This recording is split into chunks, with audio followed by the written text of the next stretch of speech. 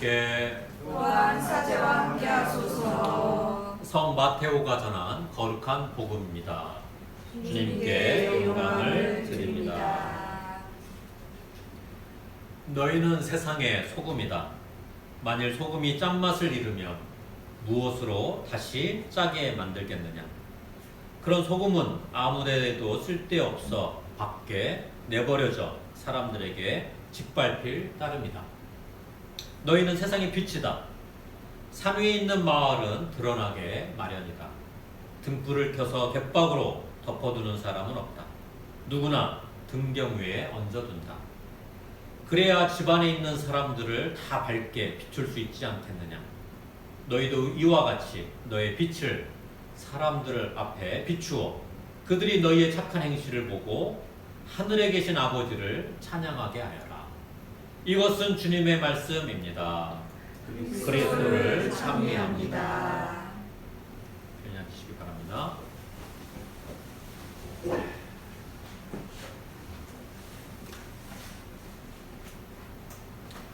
성부와 성자와 성령의 이름으로 말씀을 드립니다.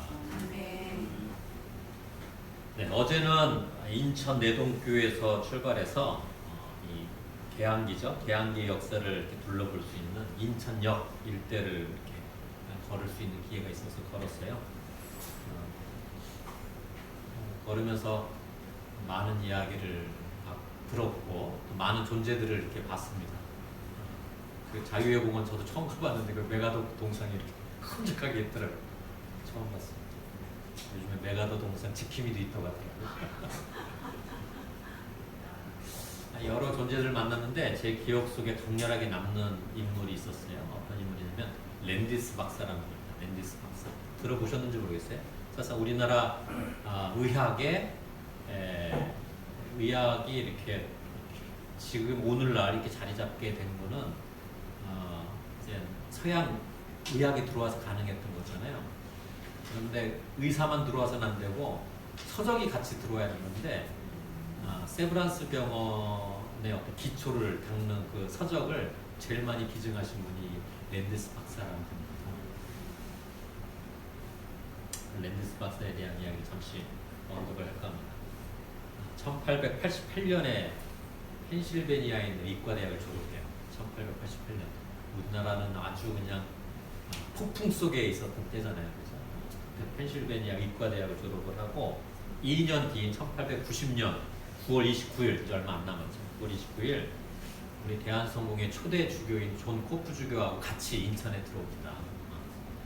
이 존 코프 주교가 원래는 이제 해군 군종 장교였거든요. 그래서 이 일본, 또 부산, 중국을 왔다 갔다 하던 이제 영국 해군 선박에 같이 있었던 종군 장교였는데 코리아를 그때 알게 된 거죠.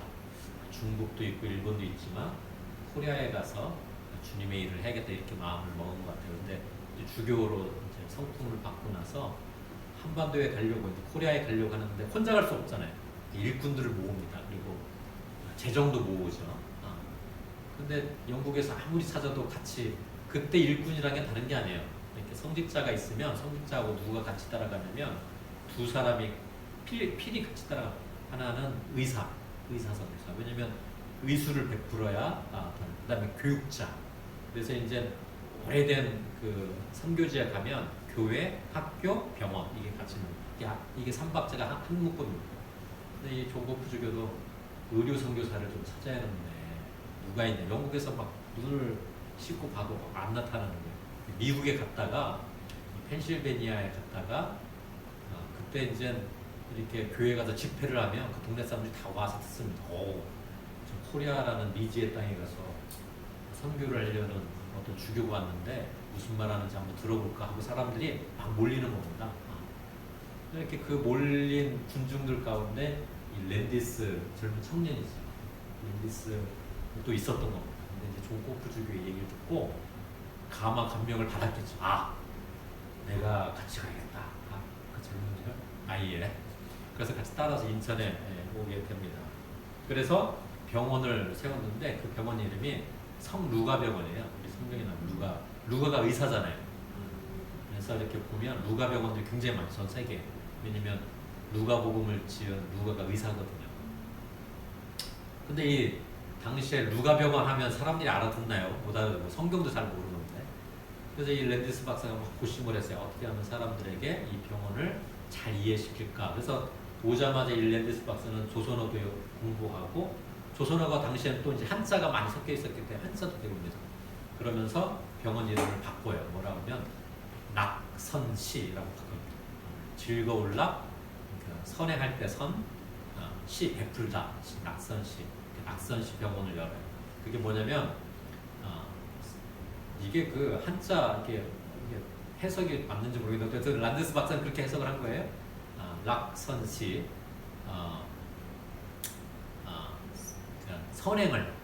선행을 베풀어서 기뻐할 수 있는 그런 병원을 이제 만들자 해서 이제 낙선시 병원을 엽니다. 선을 행함으로 기쁨을 나눈다. 그래서 이 젊은 이 의사는 뭐 조선 사람, 근데 제가 갔더니 거기 일본 조개지가 가까워요.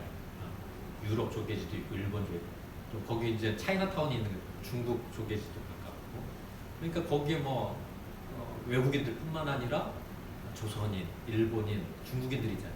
이런 걸 가리지 않고 막 고쳐주기 시작을 합니다. 근데 환자들이 너무 많이 몰려오니까 잠자는 시간 빼놓고는 늘 환자 곁에 있을 수밖에 없었다. 이렇게 기록을 하고 있어요.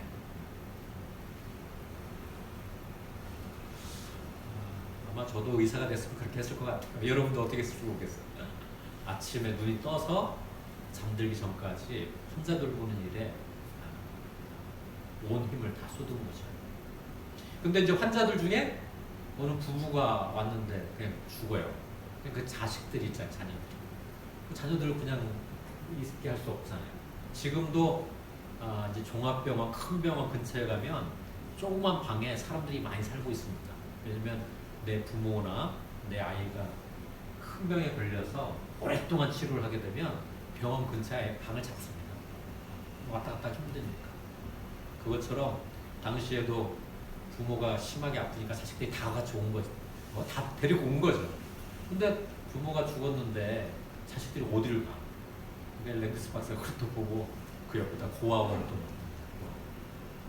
또 근데 누가 밥 해주고 먹여야 하잖아요. 그러니까 이 의사의 랜디스가 같이 밥해 먹이고 그렇게 사는 거예요. 그게 몸이 어땠겠습니까? 이국 땅, 먼 이국 땅.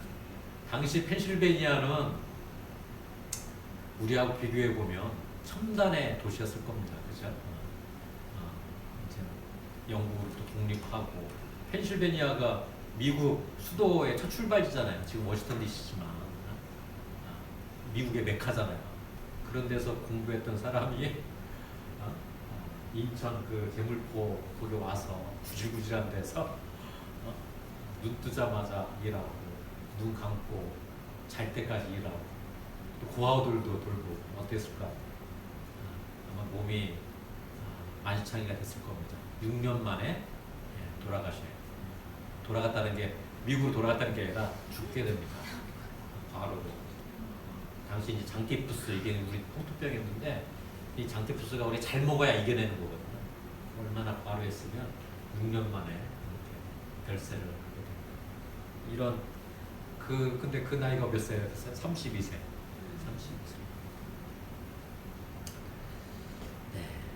며칠 전 라디오를 들었더니 이제 라디오에서 이제 요즘에 사회적 이슈, 우리 이도우 솔로몬 회장님이 하시는 그 방송을 듣기 위해서 제가 90회점일을 주로 듣는데, 거기서 아침에 이렇게 보면 브리핑을 해줘요. 기자들이 나와서 요즘의 이슈 뭐 이렇게. 요즘의 이슈들 중에 회자되는 이슈가 뭐냐면 의대 N수라는 이슈가 유행이래요. 근데 들어보셨어요? N이 알파벳 N자. 의대에 입학하기 위해서 3수는 기본이고 8수, 9수까지 한다는 겁니다. 그렇게 8수, 9수 하니까 그냥 3수부터는 그냥 N수 이렇게 표현한다는 거죠. 그래서 지금 이제 고3들, 고3 상위 1%에 들어가는 친구들도 의대에 못 들어간대요. 왜냐면 뭐 3수, 4수, 8수, 9수까지 하는 사람들이 있기 때문에 그 사람들이 먼저 들어가게 돼요. 오랫동안 공부했으니까. 그렇지 않을까요?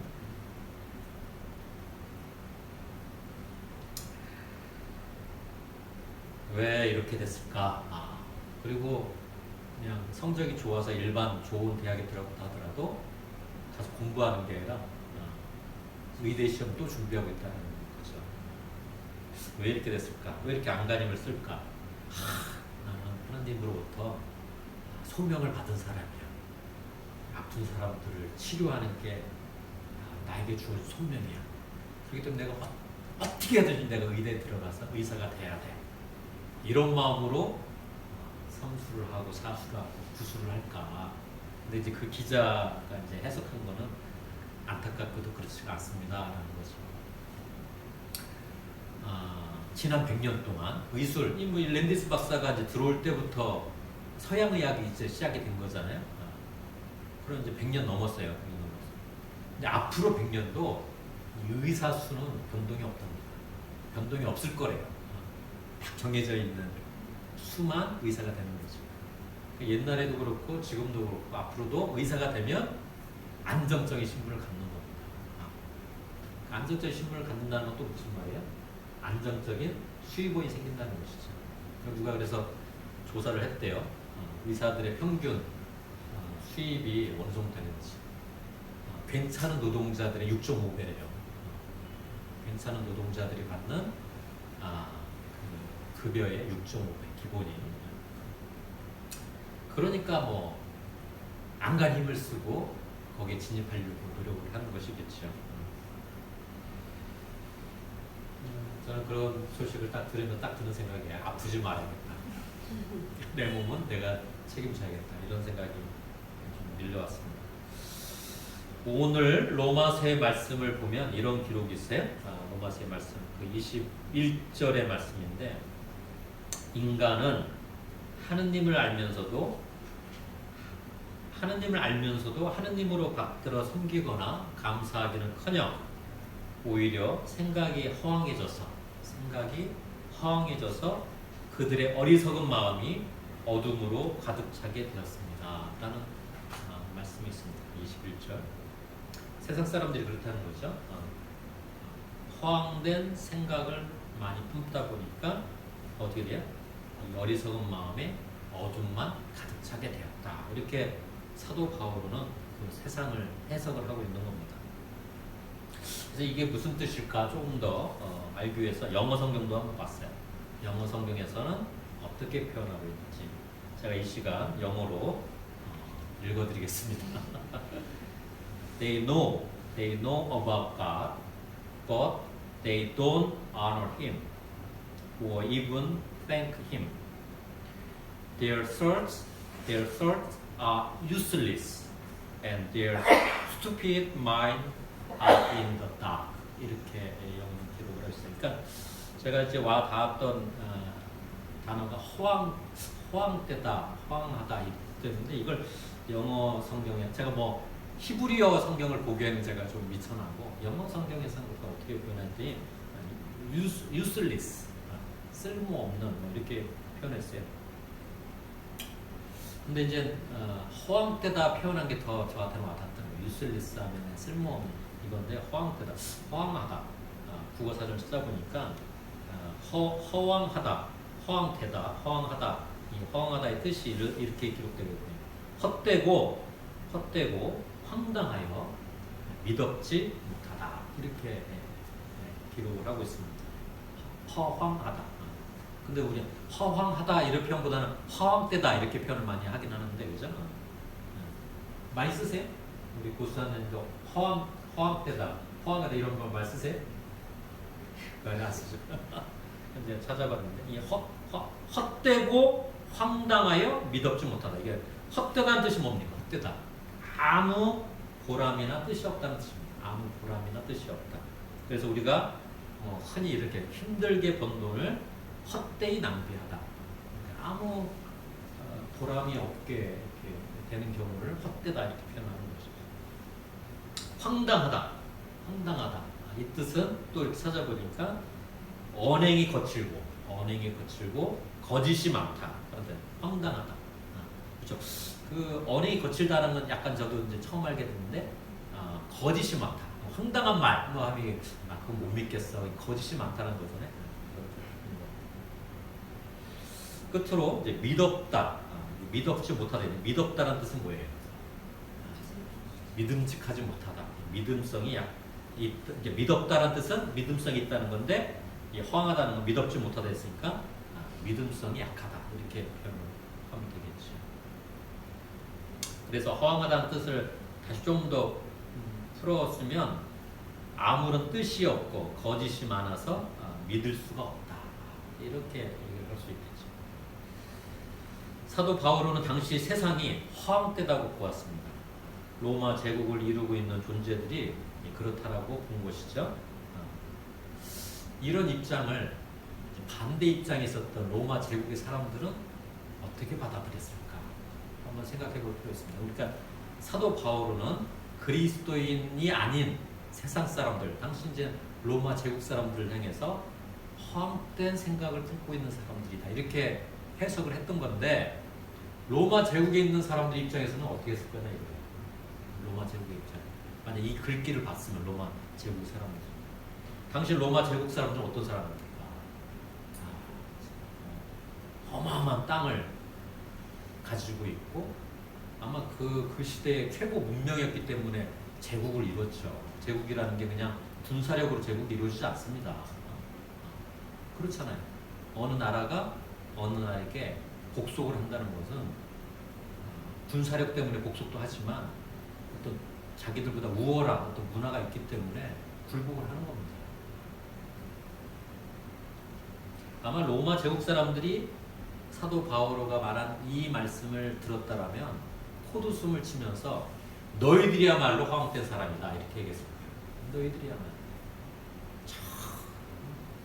중동에 보이지 않는 유대 땅 조그만 땅에 그 변방에 있는 거기서 십자가 차용이라는 범죄인으로 죽은 어떤 젊은 청년을 따르는 사람들.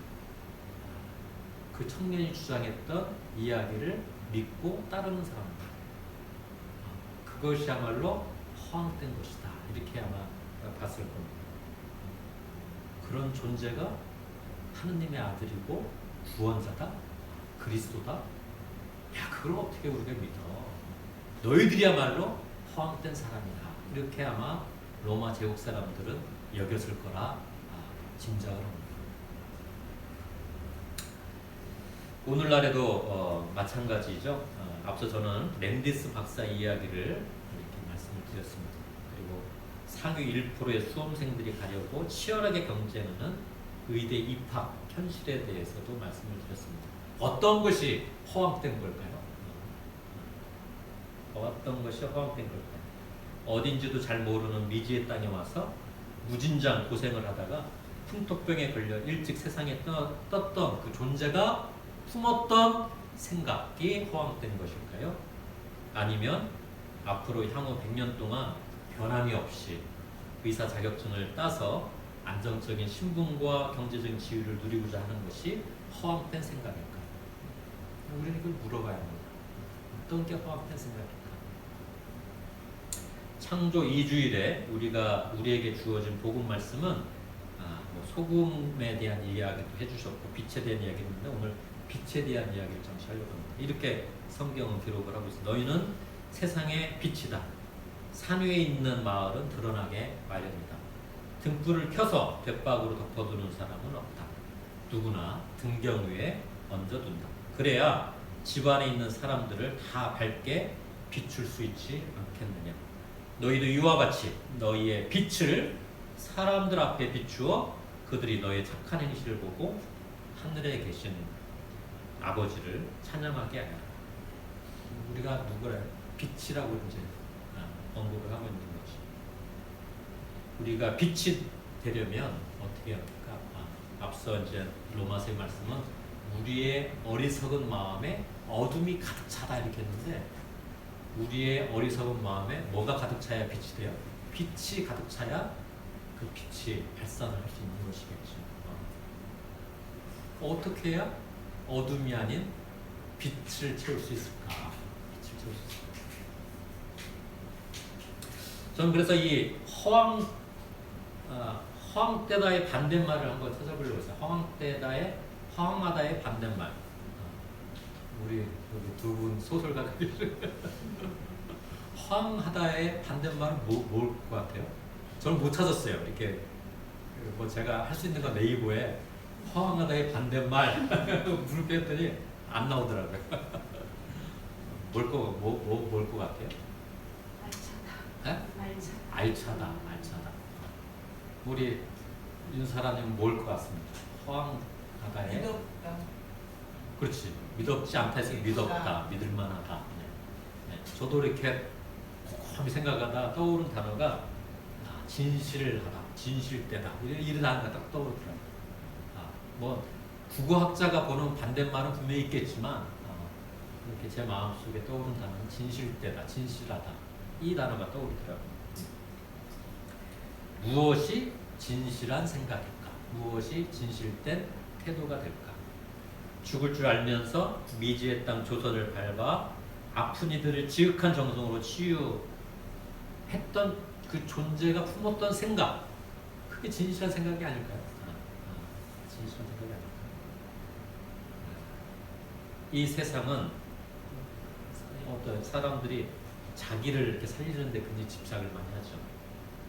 오히려 자기를 살리려고 집착하는 걸 저는 오히려 그걸 허황되다라고 말할 수는 없을까? 신앙의 관점을 보면 그게 허황된 거 아닐까?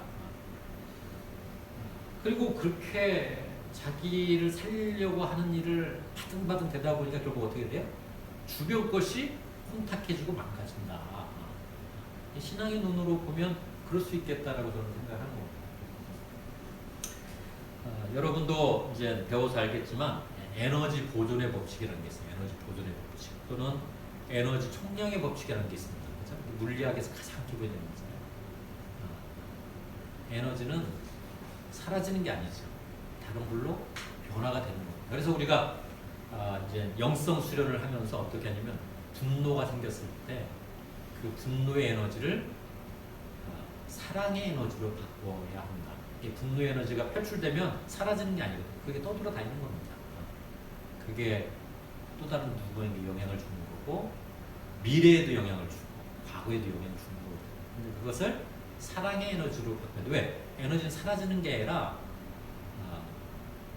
그대로 총량이 있는 거니까 변형을 시켜야 하는 거 아니냐. 이렇게 이제 영성수련 때 얘기를 하는 것이죠.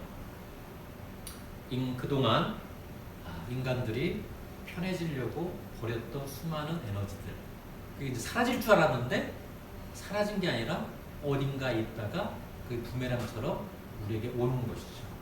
그게 코로나였던 것이고 그게 자연재해였던 것이고 원인 모를 사회 현상이었던 것이죠. 에너지가 사라진 게 아닙니다. 그렇게 변해서 우리에게 다시 돌아왔던 것이죠. 어떻게 이 허황된 생각과 태도, 이 에너지를 진실한 생각과 태도로 바꿀 것인가? 하느님의 창조 질서, 하느님께서 본래 만들고자 했던 그 창조 세계를 완성해 나가는 일을 생각하고 그에 합당한 태도를 갖추는 것이야말로 저는 진실한 생각이요, 진실한 태도라고 믿습니다. 질병은 창조 질서가 파괴된 모습이죠. 그래서 치유가 필요한 것입니다. 분단과 분열의 모습을 넘어 온전한 모습을 회복하여 나가는 것도 역시 주님의 창조 질서를, 창조 사역을 완성해 나가는 것이죠. 저는 그렇게 믿고 있습니다. 그래서 저는 우리의 온전한 모습을 찾고자 이제 두 가지를 좀 많이 강조를 하고 있습니다. 기도 운동과 순례 운동을 강조를 하고 있는데 어제는 이렇게 개항기에 그 길거리를 이렇게 걸었다 보니까 이런 생각이 드는 거예요. 많은 사람들이 아마 그렇게 생각했을 텐데 군사력을 키우면 우리가 하나가 될 수 있을까? 온전한 모습을 회복할 수 있을까? 그래서 막 군사력을 키웠죠. 그런데도 안 되는 거야. 정치력을 키우면 좀 뭔가 달라질까? 아웅바둥에서 정치력을 키우려고 노력했는데 그래서 변화된 게 뭐지? 경제력을 키우면 뭔가 우리의 온전한 모습을 회복할 수 있을 거야. 그래서 경제력에 막 집중을 했죠. 경제력을 키웠던 결과가 어떻게 됐지? 제가 운천리에서 이렇게 내다보는 DMZ는 가면 갈수록 더 견고해집니다. 철책은 더 견고해지고 동물들도 왔다 갔다 힘들 정도로 전기도 집어넣고 CCTV로 감시하고 적대감과 또 전지전능한 하느님을 믿는 사람들이 많아지면 우리의 온전한 모습이 회복될 것이다. 그래서 수많은 교회들이 생겼잖아요. 어떻게 했습니까? 적대감과 혐오만이 더 팽배해지고 있죠. 이런 상황에서 허황된 생각과 태도는 무엇이고 진실된 생각과 태도는 무엇일까 다시 한번 돌아보게 됩니다. 허황된 생각을 버리고 진실된 생각을 품고 살아가는 우리가 여기 있기에 우리가 희망을 만들어갈 수 있다고 저는 고백을 합니다. 우리의 어리석은 마음에 어둠이 아닌 밝은 빛을 가득 채울 때 우리가 빛이 되는 것이요 이 세상을 밝게 비출 수 있지 않을까 생각합니다. 창조 2주일에 우리의 어리석은 마음에 어둠이 아닌 빛을 채우는 일에 매진하는 우리가 되기를 간절히 기도합니다. 성부와 성자와 성령의 이름으로 말씀을 드렸습니다. 오늘의 말씀을 기억하며